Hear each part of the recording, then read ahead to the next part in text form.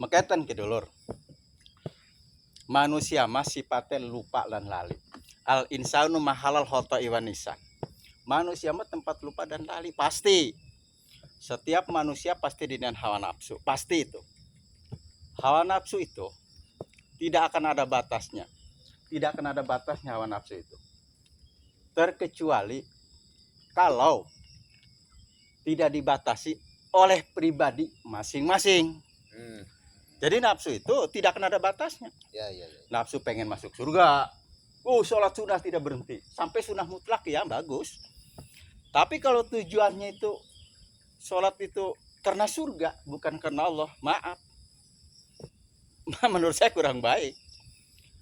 Jadi segala sesuatu kalau dengan nafsu, nafsu itu tidak akan ada batasnya. Kalau tidak dibatasi oleh pribadi masing-masing. Ya kan gitu. Nah, contoh orang berbuat ikhlas itu terbagi. Saya sholat sunnah, hajat, sholat tahajud, sholat duha, ikhlas saya karena Allah. Tapi saya minta dikasih rezeki yang banyak. Jadi ikhlas karena dunia, bukan ikhlas karena Allah. Hari kalau bicara lillahi ta'ala, tapi Allahumma rzuqna fis samai fa'anjilhu wa in kana fil ardi fa akhrijhu. Lah apa-apa nih. Jadi ikhlas urusan dunia. Gitu ya. Berarti kena lillahi ta'ala baik kepada dia. Kedua, ikhlas urusan akhirat. Saya ibadah. Ya, yang wajib ya wajib, sunnah ibadah. Tapi tujuannya akhirat. Di akhirat itu tujuannya masuk surga. Lah kurang baik. Jadi kalau ibadah tujuan akhirat itu urusannya pengen surga, tujuan di dunia urusan ibadah tujuannya harta, menurut saya kurang baik itu. Hanya yang baik itu adalah lillahi ta'ala. Karena man aroda dunya falahi bil ilmi, wa man arodal akhirah falahi bil ilmi, wa man arodahuma falahi bil ilmi. Jadi semuanya itu urusan dunia, urusan akhirat dengan ilmunya. Serahkan saja kepada Allah. Kalau sudah berilmu, jangan kita melaksanakan, tetapi kita perhitungan sama Allah. Saya ibadah, sholat hajat dan sebagainya. Tapi belum diterima juga belum tentu ibadah kita. Tapi Allah sudah digugat-gugat. Saya minta rezeki yang banyak. Allahumma inni as'aluka rizqan katsiran halalan thayyiban. Itu kan bukan hukum. Nah, ibadah belum tentu diterima oleh Allah, tapi Allah sudah digugat-gugat. Jadi terlalu perhitungan ibadah ini semua ini pada saya bukan orang lain. Terlalu perhitungan ibadah kepada Allah itu perhitungannya kepada Allah, terlalu perhitungan tidak ikhlas. Maka yang ikhlas urusan dunia kita tentang cara sholat dan tentang cara dagang usaha serahkan setelah saya melaksanakannya. Urusan akhirat tentang sholat, ibadah, pengajian sebagainya serahkan kepada Allah yang akan menerima dan tidaknya. Yang penting kita melaksanakan. Kalau kita sebagai manusia disibukkan dengan urusan dunia, dipusingkan dengan urusan dunia, tujuannya pengen kaya, stres orang. Dan juga kita sebagai manusia ibadah, tujuannya akhirat, urusan akhirat ibadah, tapi dengan nafsu, tujuannya pengen surga, ya stres orang. Bukan tujuan karena Allah. Serahkan kepada Allah. Iya, jadi lillahi ta'ala saja. Seperti begini. Kata kitab Derobi mengatakan, siapa yang wirid surat kulhu begini, kalau sekian ribu begini, sekian ratus begini, Allah akan memberi pahala. Baca surat ina begini, pahalanya begini, darajatnya begini, kan begitu. Baca habis sholat surat yasin 4 kali, ibadah surat yasin, baca surat yasin, wirid surat yasin, pahalanya begini. Baca al-fatihah begini, itu kan Allah yang akan memberi. Diterangkan oleh ulama. Tetapi kita sebagai manusia dibaca tapi menggugat. Tidak perlu kita dipinta kalau sudah melaksanakan. Karena itu janji Allah. Siapa yang macul, nanam, bertanam, kalau Allah akan meridho, ya akan panen. Kalau tidak.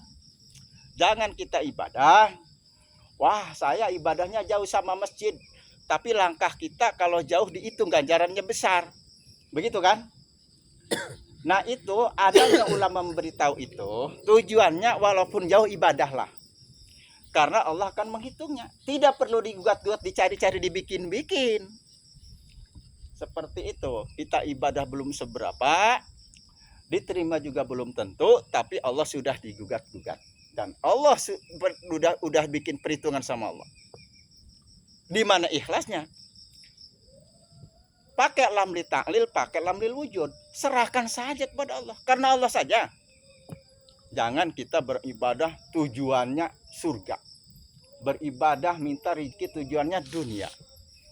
Sedangkan manusia di dunia ini belum tentu umur kita. Kalau kita selalu ibadah tujuannya dunia, ibadah tujuannya akhirat, tidak ibadah karena Allah, di dunia belum tentu kita lama. Wa idza jaa ajaluhum la yastakhiruna sa'atan wa la yastaqdimun. Ajal tidak ada yang tahu pada waktunya. Maka dengan ini kita semua sadarlah. Nikmati hidup apa adanya. Sisa umur di waktu tua ini. Ayo kita bersantai. Waktu hiburanlah. Waktu ibadahlah. Tetapi ini dunia bukan akhirat. Dunia ini kita memilih dan wajib memilih. Pilihlah. Salah memilih akan patah. Salah memilih akan menyesal pada akhirnya. Pilih yang terbaik. Jangan menurut Anda, menurut hukum. Pilih yang terbaik menurut hukum Allah yang disampaikan oleh Rasulnya. Pilih yang terbaik. Karena apa? Kita tidak menjadi ada di alam dunia dengan izin Allah dan ridhonya. Lalu dari kecil kita menjadi besar dengan izin Allah dan ridhonya. Lalu dari muda menjadi tua dengan izin Allah dan ridhonya. Tetapi orang sehat menjadi sakit dengan izin Allah dan ridhonya. Orang sakit menjadi sehat dengan izin Allah dan ridhonya. Tetapi di sini ada biridhoillah, ada biidnillah biridhoillah, ada biidnillah bilaknatillah. Jangan salah. Tergantung amal kitanya. Kalau orang pengen mulia, ada di badan kita. Pekerjaannya, kelakuannya kita yang mulia supaya hidup dikasih kemuliaan oleh Allah Subhanahu wa Ta'ala. Jangan kita hidup pengen mulia, kelakuannya nggak mulia, moralnya nggak baik. Kemana mulianya? Hilang. Tuh. Tapi kita ada izin Allah semua juga di dunia ini. Itu kan? Gede izin Allah. Usaha ada izin Allah dan biridhoillah. Ada juga izin Allah bilaknatillah. Tetapi kalau kematian tidak berizin, jangan salah.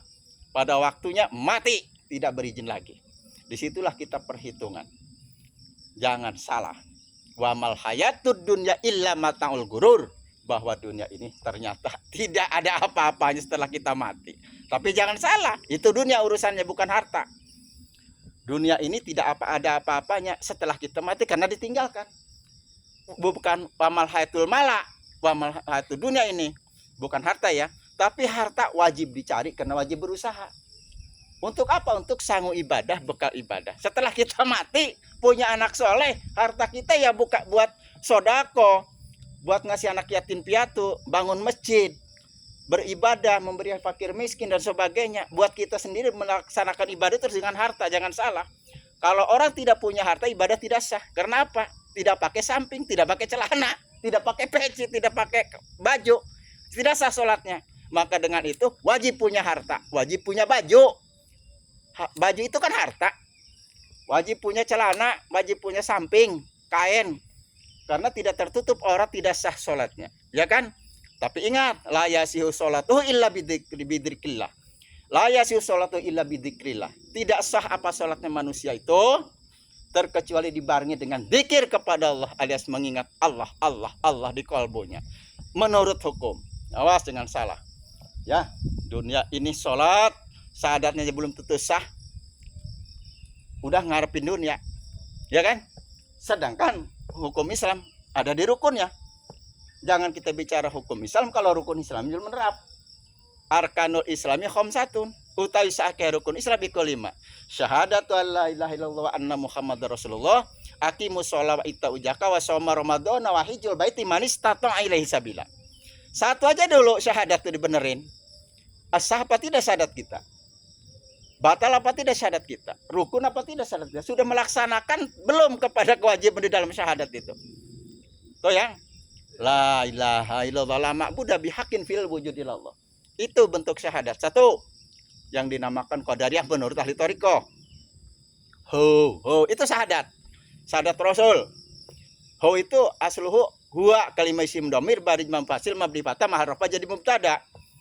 Itu ya. Jadi ho itu zikir kepada Rasulullah, menunjukkan adanya Allah, menunjukkan adanya hukum-hukum Allah. Tuh, Allahu. Kebenaran tuh. Utawi Allah itu yang terpuji. Utawi yang terpuji itulah Allah. Utawi Allah itu maha benar. Dan maha benar itu adalah Allah. Maha benar Allah itu yang terpuji. Itu yang terpuji maha benar Allah. Ya. Allah, latifatul sir, latifatul qalbu, latifatul ruh, latifatul akhfa, latifatul khafi, latifah jam'i jasad. Itu sifat mutlak. Mana bunyinya? La haula wala quwata illa billahil aliyil azim. Serahkan semuanya kepada Allah Subhanahu wa taala. Mau kaya, mau miskin, mau sengsara, mau senang, mau bahagia, tetap ada di diri kita. Tergantung tujuan dan pelaksanaan. Itulah menurut saya.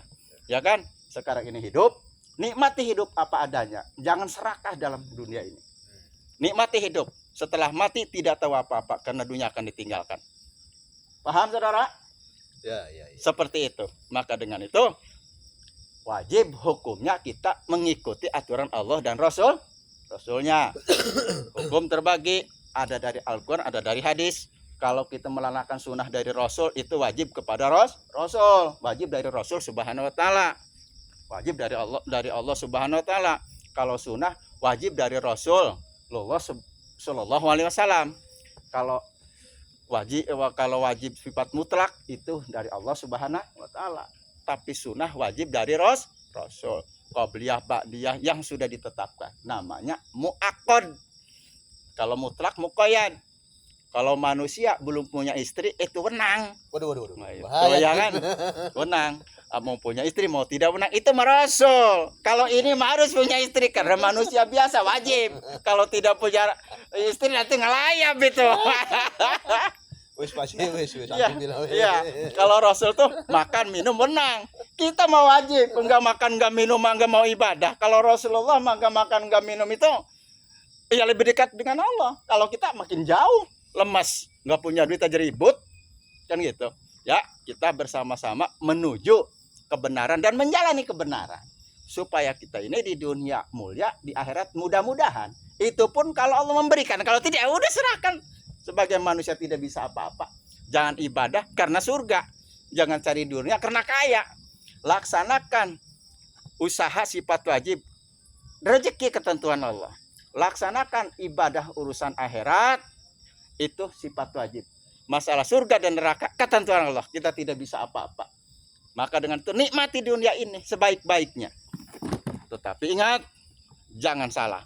Hidup harus manfaat kepada orang banyak. Hidup itu harus bermanfaat untuk orang banyak. Tapi ingat saudara, jangan dimanfaatkan. Mentang-mentang kita hidup harus bermanfaat, kita dimanfaatkan.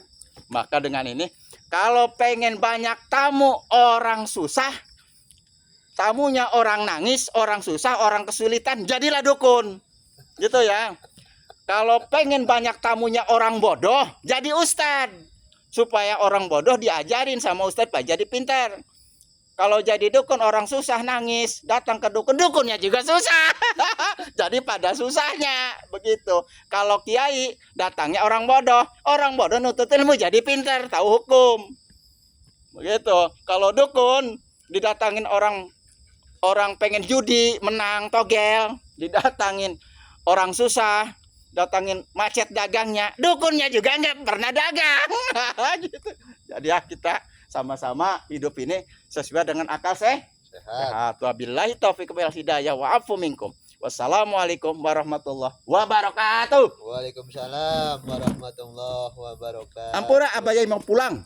Ya, monggo.